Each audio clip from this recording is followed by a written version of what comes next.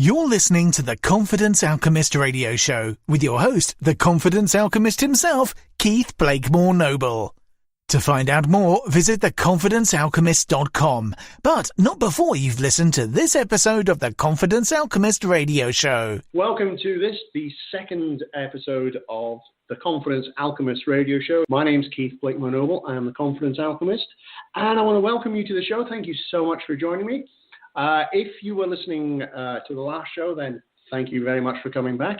If you weren't listening to the last show, then thank you for joining me in this one. It's always great to have listeners, old and new, returning to us. So today's episode, I am thrilled to be joined by a gentleman called Kirk Pickstone. Now, Kirk he describes himself as the International Dyslexic Superhero.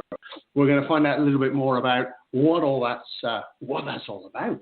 But Kirk is he's an entrepreneur. He has a successful business.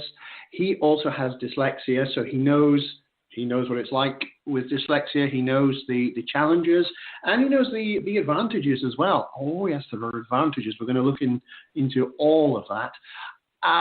So I'm going to introduce Kirk in a moment. Kirk is on the line, ready and waiting. So without any further ado, ladies and gentlemen, boys and girls, children of all ages, please join me in welcoming the International Dyslexic Superhero, Mr. Kirk Pickstone. Hello, Kirk. Good evening. That was great. A great introduction, and good afternoon to those in the States, because obviously there's a bit of a time shift, isn't there? Yes, time travel is. Who would have known that time travel would get involved in all of this? It's awfully confusing at times, I have to say. So how's you?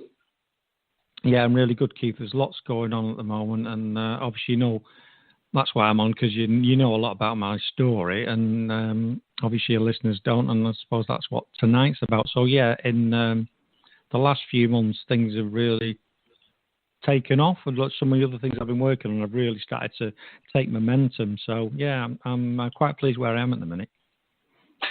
Cool. So first thing I'm going to ask, International Dyslexic Superhero, what's that all about? Well, the story behind that is everyone has a title, don't they? Like, gives themselves a title like, I don't know, the world's best this, or the number one, whatever. Yeah, you know what I mean? Like speakers, or whatever the case may be. And I'm dyslexic and I get things wrong. And a friend of mine, I do a lot of networking, and I was doing some speaking. I do speaking at events, and I went to an event one night, and he's a good friend of mine, and he introduced me as the illiterate fool. Now, I laughed, because to me that doesn't bother me, you know what I mean? It's water off a duck's back. So then I got thinking about it, and I thought, well, actually, that's very negative. I'm trying to change the perceptions of dyslexia in the UK. Let's start with the UK. And so by him calling me illiterate fool, which I took in jest, I thought, well, when someone else hears that, they're going to see that in a negative context, yeah? So they get straight away, it's a literate fool. They're going to see me as a bit of a joke. And I thought, well, that's not very good for what I'm trying to do. So I thought, well, I need to get rid of that. I need to get it, because everyone started referring to me as that. And I thought, I've got to get rid of this. I've got to stop it. It's not good. You know what I mean? This is not good. So I thought, what can I call myself? I didn't want to call myself the number one this, or the second of this, or the best at this. And I'm a bit, you know what I'm like, Keith. I'm a bit wacky. I'm about fun. My profile photo will see. And I like enjoying life. So I thought, well, I need to come up with a fun name that says something about what I'm trying to do in a fun way, where people will go, oh, why have you called yourself that? So we get into a bit of a discussion, a bit of a debate. So I do a radio show and a podcast, as you know, and that goes out to loads of countries. I've spoken in Scotland, I've been interviewed in Scotland, I've done some stuff in Wales.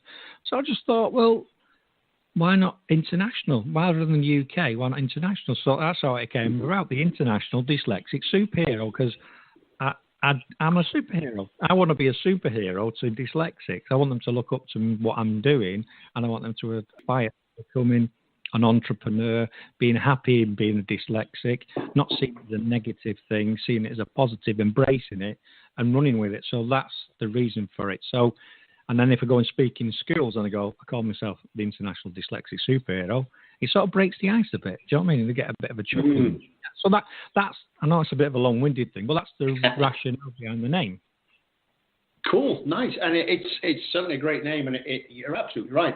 Everybody calls themselves something. Heck, I call myself the Confidence Alchemist, so totally get where you're coming from. I love that name, the International Dyslexic Superhero. Do you wear a cape, or do you have your underwear on outside your trousers?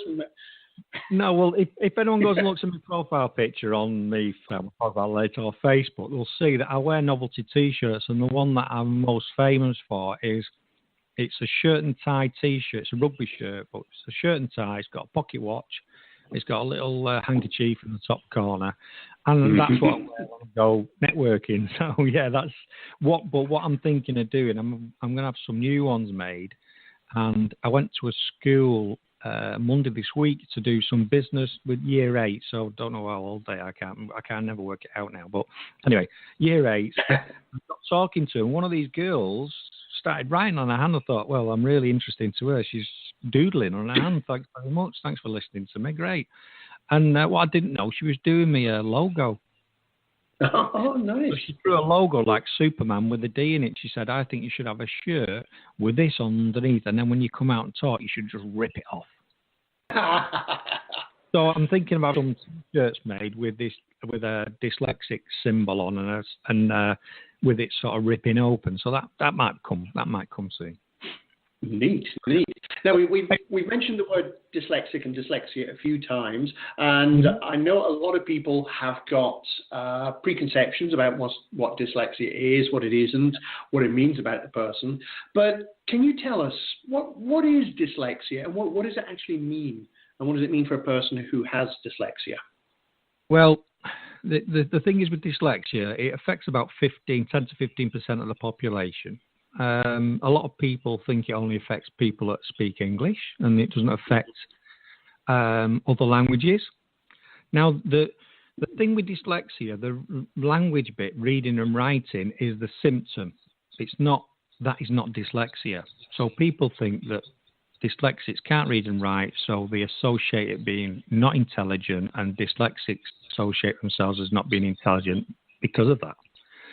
But the actual thing is, it's not. That's like I said, it's a symptom.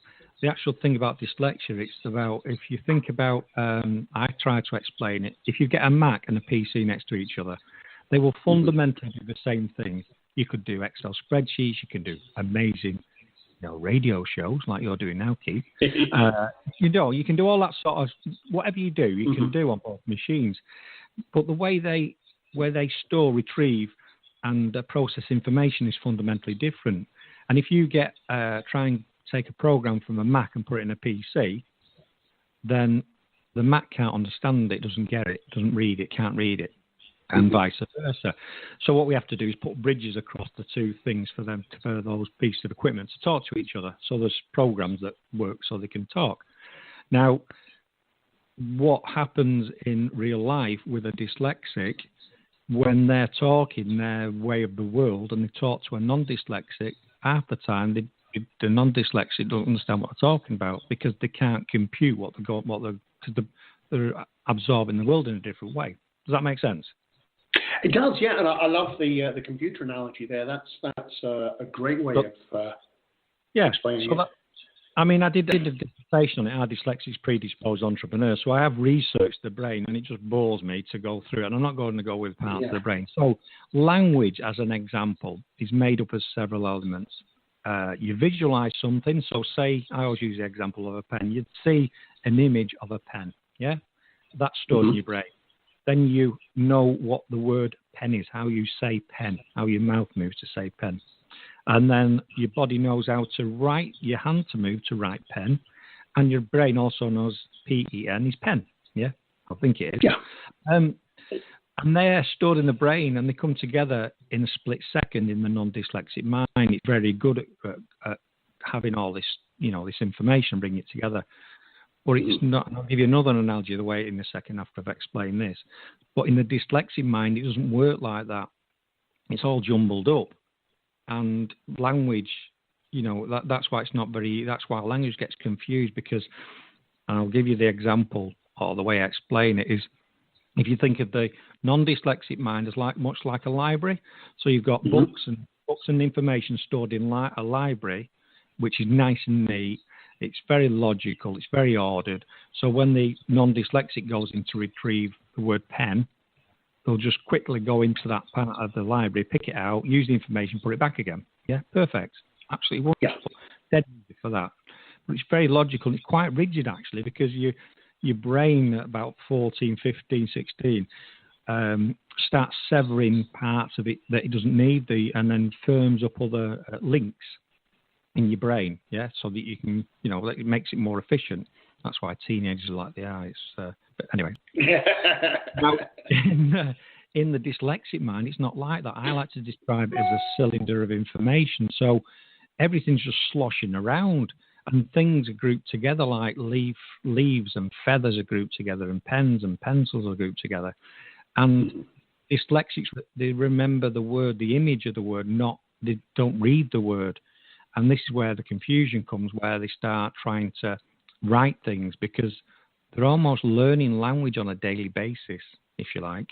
So when after a period of time, words that they're using on a frequent basis, then you can they'll come out because they're remembering the word. Am I making sense?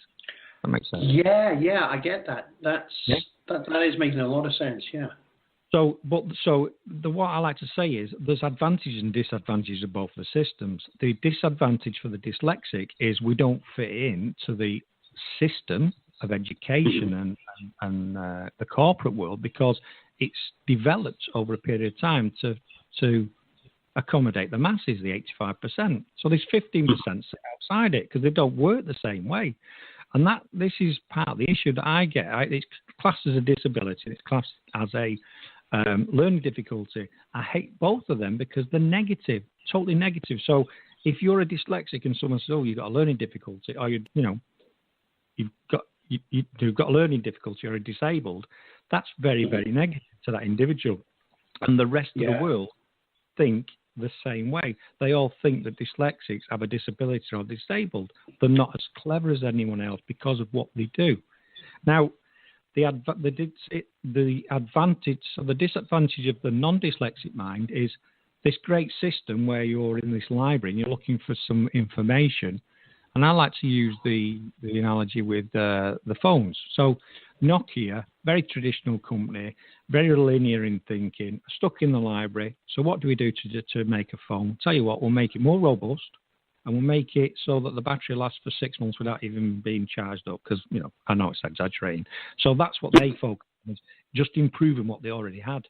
Because in their library of information, if they're in, say, their phone library section, science is on the other side of the library, and they're not going to be bothered to walk 2 or 3 aisles or flights of stairs to get to the other part of the library. So they're stuck. The non-dyslexic is stuck in this, what they know, what they've learned. Now, not the dyslexic, great example, Steve Jobs, because Steve Jobs was dyslexic, bless him.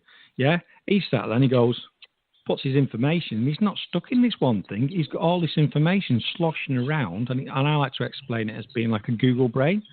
So he puts a search in for something, and you get a problem, and he goes, well, actually, I've got a phone here, and then actually, we've got a computer here, and we've got screens, and I'll tell you what we'll do, lads, we'll make a phone with no buttons on it. And it's like, what? Yeah, we'll make a phone, because I explained this to some kids the other day, and they've obviously never seen a phone with buttons. You know what I mean? They didn't live in that time. Yeah. You're all used to smartphone touchscreens. We never used to have them. You just used to have a little screen with the numbers on it. So he's not restricted by this constraint of this rigid system. So this fluidity in the brain allows you to make links to things that other people can't make. And going back to my computer analogy, so when someone like Steve Jobs goes, I've got this amazing idea, I'm going to make a phone with no buttons on, the non-dyslexic go, what is he talking about? That'll never work. What a stupid idea. Yeah? Yeah. That's quite a big chunk of information. So that's how I like to describe it and how I like to explain. So And for dyslexics, part of the dyslexic makeup is they're not very confident, which you could help them with, obviously. That's why